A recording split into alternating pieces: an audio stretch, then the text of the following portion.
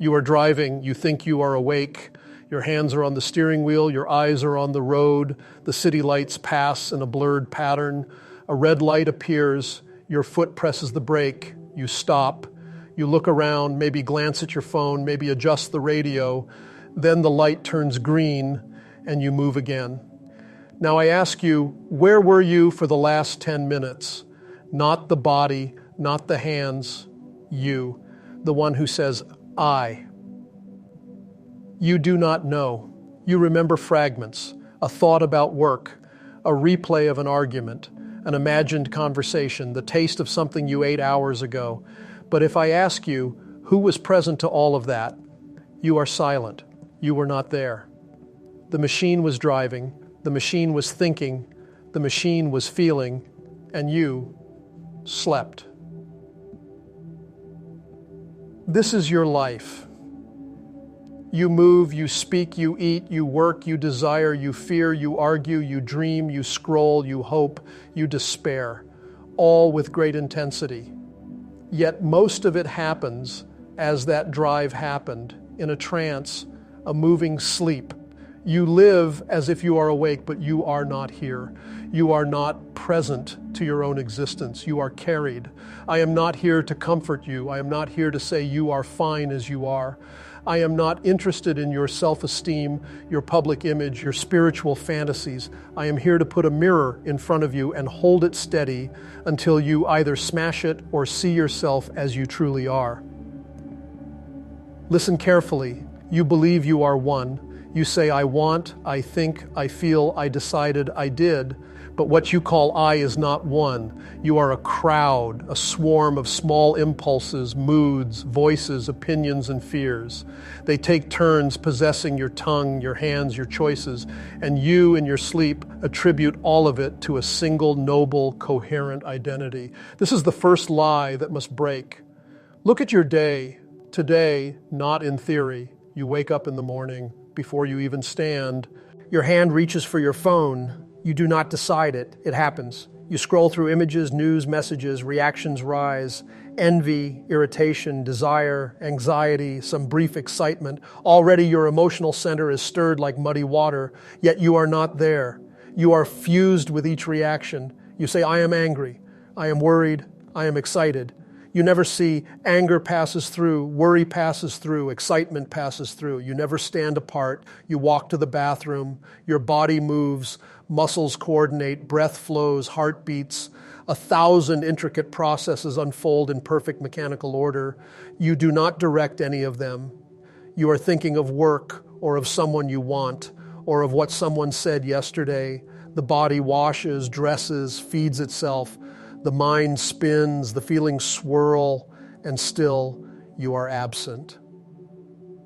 Later you go to work or to whatever occupies your day. A colleague says something mildly critical. In an instant, a different I appears, defensive, wounded, ready to justify. Words come out. You hear yourself speaking, but you did not choose them with awareness. A chain of habit spoke through you, ancient and automatic. Protect, defend, prove.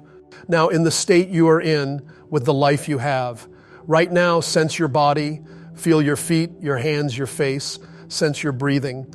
At the same time, be aware of the room around you, the sounds, the objects, and in the middle of it all, quietly affirm inwardly, I am here. Hold that for as long as you can, maybe a few seconds, then you will lose it. Then, when you remember, do it again. Tonight, before sleep, take a few minutes to review your day as if watching someone else. See the moments you were asleep, the moments you were slightly more present, the times you obeyed every whim, the times you resisted. Do not judge. Catalog. This is the study of your machine. Tomorrow, choose again one habit to interrupt, one small friction to bear consciously, one situation in which you will practice self-remembering, not to be heroic, but to be consistent.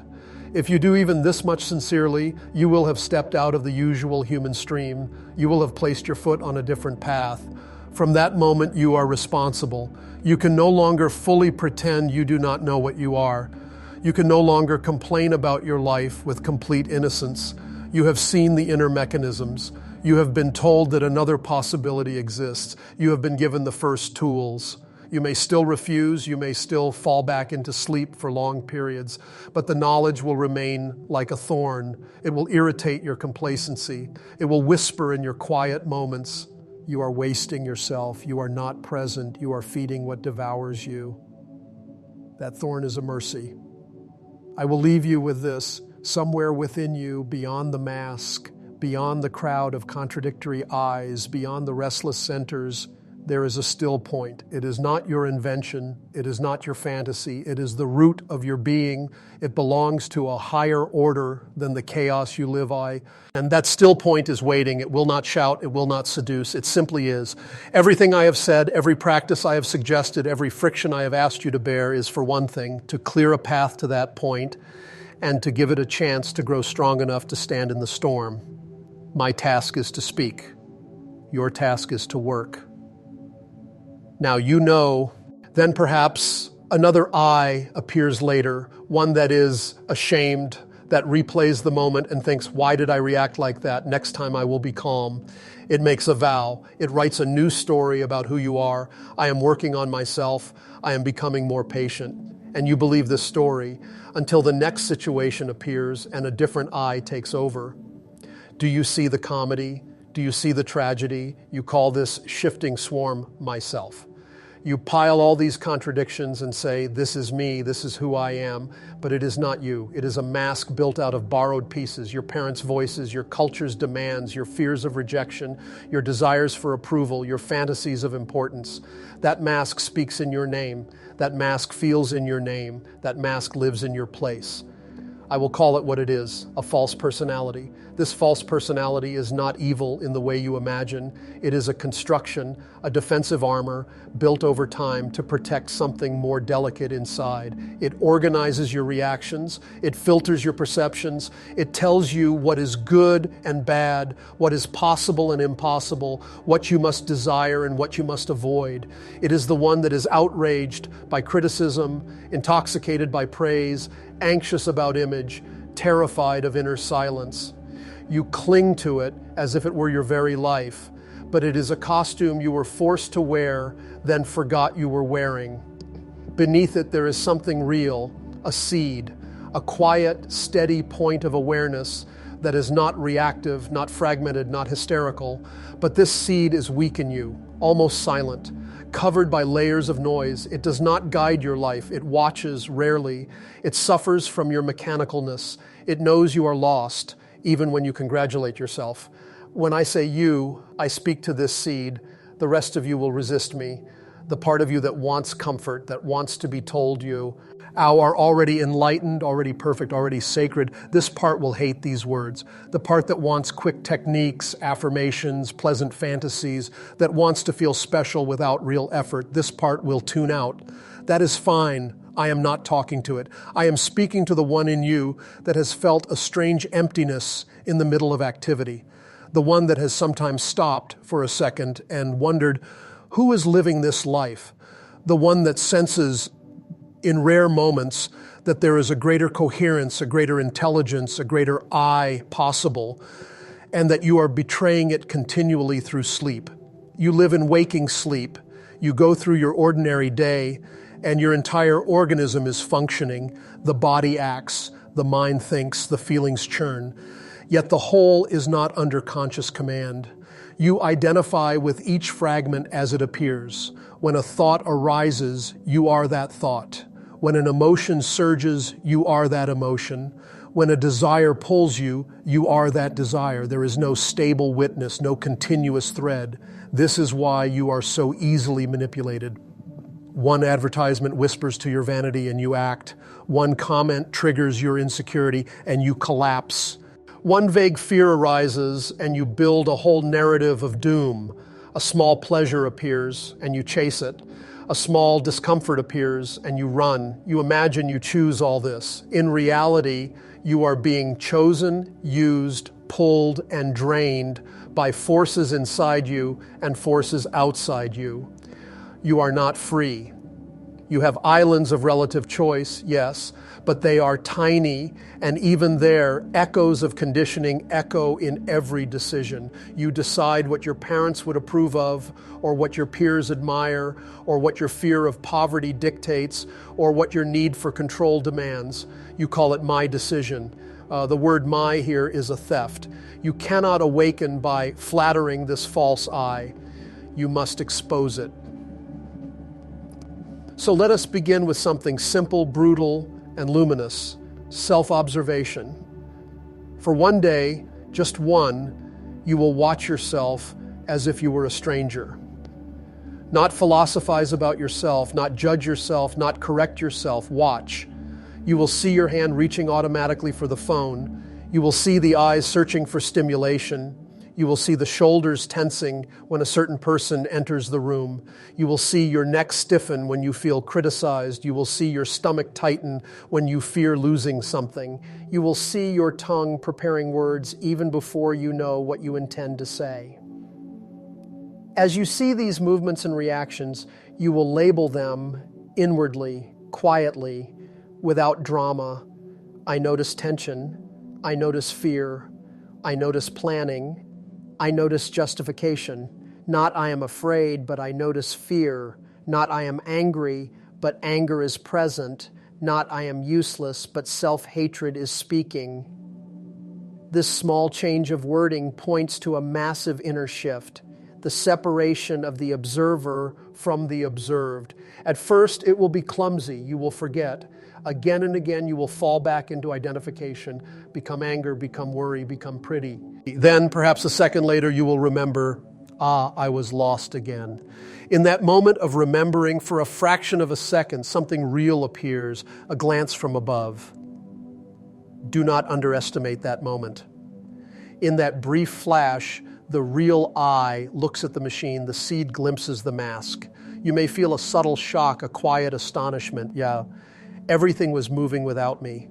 This is true. Most of the time, everything is moving without you. If you continue this practice, not for a day as a novelty, but regularly, stubbornly, you begin to collect such moments.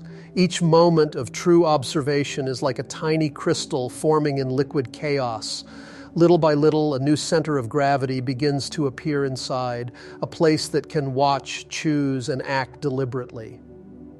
But you must understand something. Observation alone, without effort, without cost, becomes another game for the intellect. You can turn even this into a performance for your image. I am so self-aware. I observe myself all the time. This is another lie, another costume. So observation must be joined to remembering. Self-remembering is to be aware of yourself and the situation at the same time. Right now, you are listening to these words. Usually, you are only aware of the words and the reactions they provoke. Try something different. At the same time that you listen, become aware of your body, your posture, your breathing, the weight of your feet, the tension in your face. Then add a slight sense of your own presence. I am here, in this room, listening. Not as a thought only, but as a quiet physical sensation. This double attention on the outer and the inner at once is the beginning of another state. It is not dramatic, it is not colorful, it is simple, sober, almost austere, but it is real. In that state, the machine slows a little. The chain of automatic associations loses some of its power. You see the arising of a thought and do not immediately follow it. You feel an emotion rising and do not instantly fuse with it. You sense the body's impulses and can choose to follow or not. For a second, you are less mechanical. If you taste this, even for a brief instant, you will see that your usual state, your normal, is a sleepwalk, a dream of yourself, a constant falling into forgetting. You assume you are always I, but you are almost never here. You might ask, why is it like this? Why is my nature so divided, so asleep? Because you are constructed with multiple centers and they are not harmonized. You imagine you are one mind, one heart, one will. In reality, you have at least 3 different functional centers. An intellectual center that thinks, reasons, compares, talks endlessly inside your head. An emotional center that feels, reacts, loves, hates, fears, envies, exalts. and a moving instinctive center that governs posture, gestures, habits, automatic skills, the life of the body. These three centers were meant to serve one master. In you, they run almost independently, often against each other. Your intellectual center decides, I will wake up early tomorrow, exercise, and spend the morning in focused work. You feel sincere, you believe it. Then the alarm rings, and the moving instinctive center rebels, heaviness, laziness, the pleasure of the warm bed. Meanwhile, the emotional center may contribute, I do not feel like it, life is hard, I deserve rest. They form an alliance against the intellectual decision. You roll over, the vow dies. Later, another configuration appears. The emotional center is inflamed by envy or anger. It wants to send a cruel message, to damage someone, to prove something. The moving instinctive center is ready to act. But now the intellectual center hesitates. This may have consequences. It is not rational. A conflict begins inside. You feel pulled. Whichever center is strongest in that moment wins. You call this I decided, but it was simply the strongest impulse. You tell stories afterward to make it coherent. I overslept because my body needed rest. I did not send the message because I am compassionate, or I sent it because I am honest. These are explanations the intellect invents to maintain the illusion of a single stable I. You are not one, you are many, and because you are many, you are weak. If a house has three owners pulling it in different directions, it cracks. If a carriage has three animals running in different directions, it goes nowhere. This is your state. You want and do not want. You decide and you betray your decision. You love and you resent the same person. You long for transformation, but cling to every comfort that prevents it. This inner disunity is not a personal flaw. It is your starting point. But if you never see it clearly, you remain its slave. To awaken, you must first endure the humiliation of seeing that you do not own yourself. This is why the first stage of real work is bitter. You begin observing and you see 1,000 little lies. You commit to a task and watch yourself avoid it. You promise to yourself that you will be present during a conversation. Then you drown instantly in emotional reaction. You say, I will eat consciously, and then discover yourself at the bottom of an empty plate with no memory of the act. If you are honest, you will feel disgust, not self-hatred, that is another trick, but a clear, cutting recognition. I am not what I imagined, I am mechanical. This recognition is painful, it is supposed to be. Without this pain, you will not move. But this pain must be used correctly. Ordinary suffering, complaining, resenting, wallowing in self-pity is useless. It feeds your false personality. It becomes another story like I am so broken, so complex, so deeply flawed. You derive identity and even pleasure from it. Intentional suffering is different. Intentional suffering is the conscious bearing of the friction between what you are and what you are called to be. It is the deliberate refusal to escape discomfort through your usual narcotics, distraction, blame, fantasy, indulgence. When you feel the discomfort of seeing your mechanical behavior, you do not flee into justification. You stay, you observe, you say inwardly, yes, this is how I am, I see it. That simple staying is a form of intentional suffering. When you want to react, shout, defend, attack, and you consciously remain silent, watching the impulse without following it, you suffer. A fire burns inside. You feel squeezed. This is intentional suffering. When you want to collapse into pleasure, autopilot entertainment, compulsive scrolling, mindless eating, and instead you hold a posture of awareness, feeling the itch of the habit without scratching it, you suffer. This friction generates heat. Without friction, nothing transforms. Without this inner fire, the hard shell of false personality does not crack. The seed of real I remains buried. Do not confuse this with self-harm. You are not to injure the body or torture yourself with cruelty. The body is an instrument, you need it. Intentional suffering is a sacred use of inevitable struggle, not the invention of pointless pain. Life already presents you with enough frictions: disappointment, waiting, conflict, fatigue, uncertainty. You use these consciously instead of mechanically. In this way, every situation in life becomes raw material for awakening. You think spiritual work belongs only in temples, retreats, isolated mountaintops. This is a fantasy of escape. Real work begins in traffic, in the office, in the kitchen, in the bedroom, in arguments, in boredom, in routine.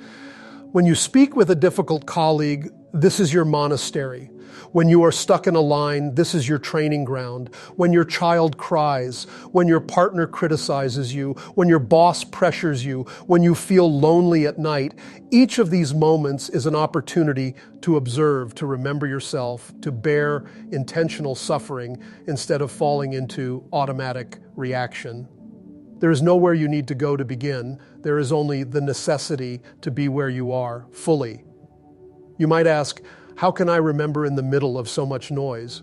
You need shocks, interruptions, inner breaks.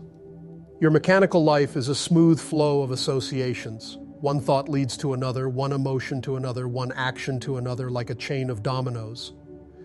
To wake up, you must create breaks in this chain, deliberate stops. Try a simple experiment. Today, at random moments, suddenly stop for 3 seconds. Freeze your movement. Do not move your hands, your face, your posture. Only allow breathing. In that pause, feel your body, notice your thoughts, taste the emotion present. Then ask inwardly, what was I doing, thinking, feeling just now? Was I present or was I carried? Then continue. You will find that most of the time you were completely lost in some small mechanical loop, rehearsing a complaint, indulging in a fantasy, arguing mentally with someone, daydreaming about the future, replaying an old scene. The stop tears you out of the dream for a second. It shows you the script you were reciting unconsciously. You can attach these stops to outer triggers. Each time you pass through a door, stop inside yourself for a few seconds. Each time you touch your phone, stop and briefly remember yourself instead of immediately opening the screen. Each time you sit, do, own, or stand up, a small inner pause. These short shocks accumulate. They weaken the total hypnosis. Do not underestimate how much your life is designed to keep you asleep. Everything around you and nearly everything inside you encourages automaticity, constant stimulation, endless distraction, instant gratification, addictive patterns of thought. You are embedded in a web of forces that benefit from your sleep. You imagine your inner states are private, isolated. They are not. Every negative emotion you indulge, every resentment, every hatred, every self-pity feeds something. Your blind suffering is food for processes you do not see, larger than your little life.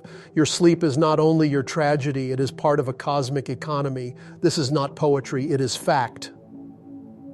Look at humanity as a whole, masses of beings moving, working, desiring, fearing, consuming, fighting, all in semi-consciousness. The energy of their thoughts, feelings, and actions fuels systems, structures, powers that use them and discard them.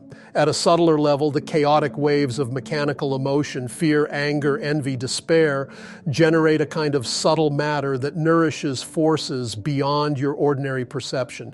In your ordinary state, you are livestock. You are farmed by what you do not see, by what you cannot yet understand.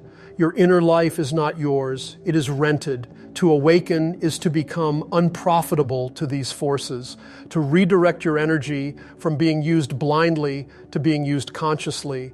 That is why real inner work is opposed, resisted, ridiculed, or distorted at every turn. When you begin to observe yourself, to remember yourself, to refuse automatic indulgence in negative emotion, you interrupt a current. You begin to conserve a certain substance inside, attention, presence, a subtle energy that ordinarily leaks away in mechanisms. This conserved energy can be used to build something new, a stable center, a real I. Understand, this real I is not given. It is not your birthright in a sentimental sense.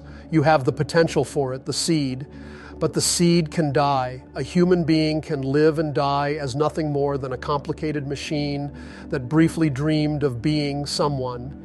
You are not guaranteed awakening. You are offered it.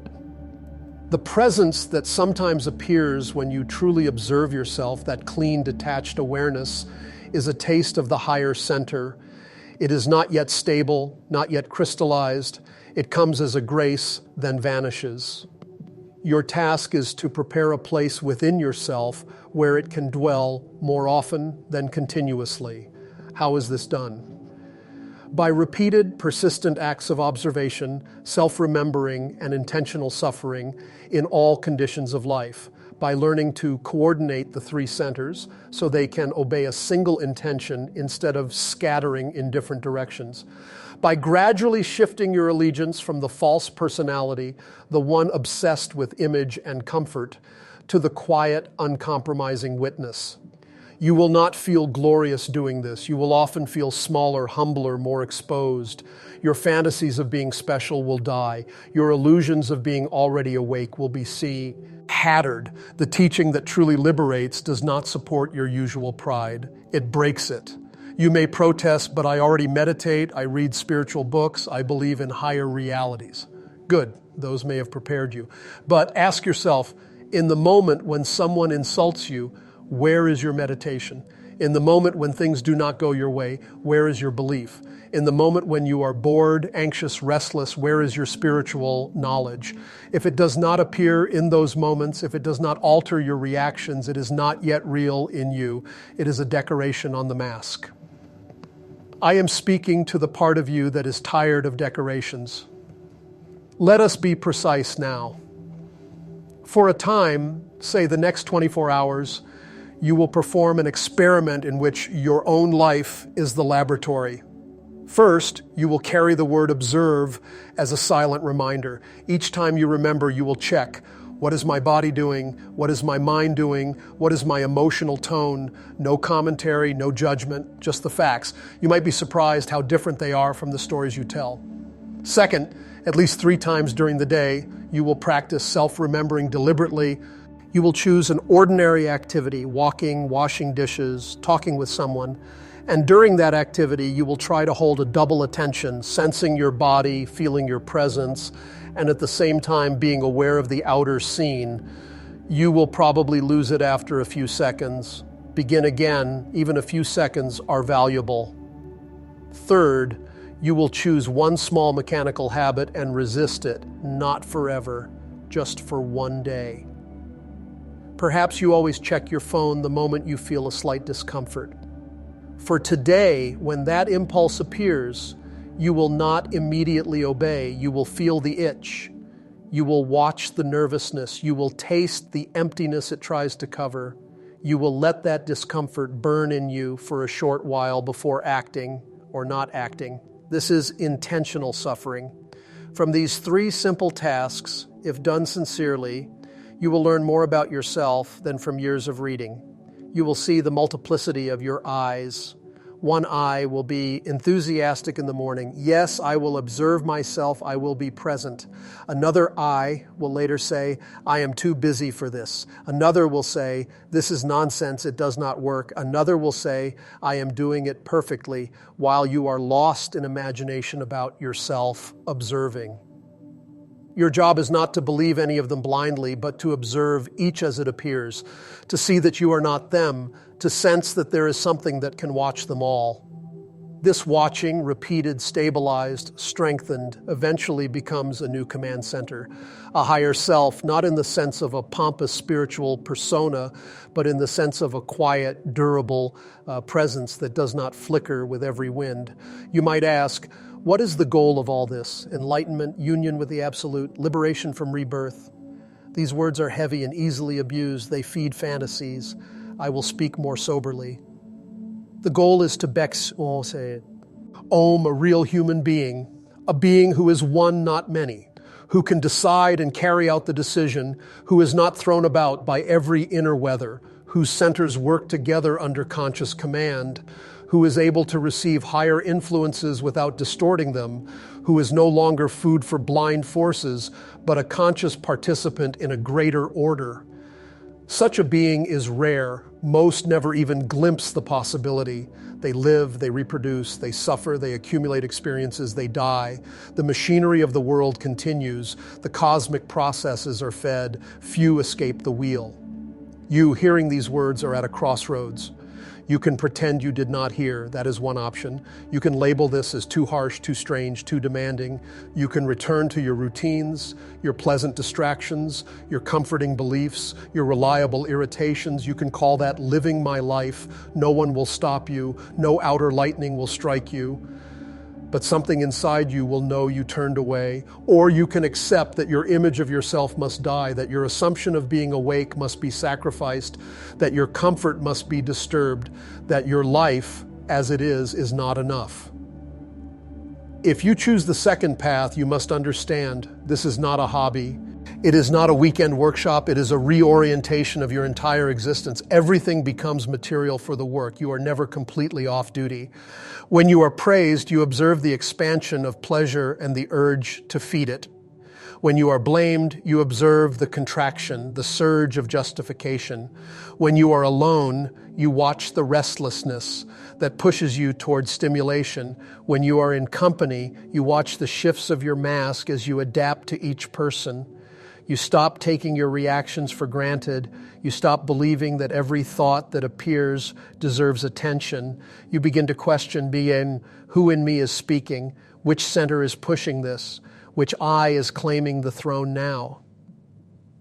Over time, if you persist, a new kind of conscience awakens, not the conditioned conscience that says good and bad according to culture, but a deeper sense of rightness, what serves the real work in you and what wastes it. You realize that indulging in certain negative emotions is like punching holes in the vessel you are trying to fill. You feel the leak, you feel the exhaustion afterward. Then next time, you may choose differently. This is not an instant transformation. It is a long labor. You will fail thousands of times. You will forget yourself more than you remember. The false personality will resurrect in new forms. Laziness, skepticism, self-importance, despair, all will visit. Your only real weapon is sincere, relentless, patient seeing. Each time you fall, you see how you fell. Each time you identify with a small I and act from it, you later review, what was I believing in that moment? What story did I obey? You do this not to condemn yourself, but to understand the mechanism. Mechanism understood becomes weaker. Do you see the paradox? To become free, you must first see that you are not free. To find the real I, you must watch the false I in detail. To awaken, you must first feel with full weight that you are asleep. If you try to skip this, if you jump straight to grand ideas of unity and bliss, you build a new false structure on the old foundation. You become a sophisticated sleeper, dreaming of enlightenment. That is not what I am here to support. I am here to ruin your favorite dream, the dream that you are already what you imagine yourself to be. So now we arrive at the narrow doorway. On one side is your current life, mostly mechanical, full of small pleasures and big frustrations, tiny satisfactions and recurring disappointments, bursts of hope and long stretches of forgetfulness. You can continue like this until death. Millions do. The system is designed for that. On the other side is a path of conscious labor and intentional suffering. It offers no guarantee of comfort, no promise of constant bliss. It demands your time, your energy, your vanity, your illusions. But in exchange, it offers the possibility, only the possibility, of becoming real. No one can push you through this doorway. Not I, not any teaching, not any book. You must walk. If you choose to walk, begin now, not tomorrow, which is imagination, not after you arrange perfect circumstances, which will never come.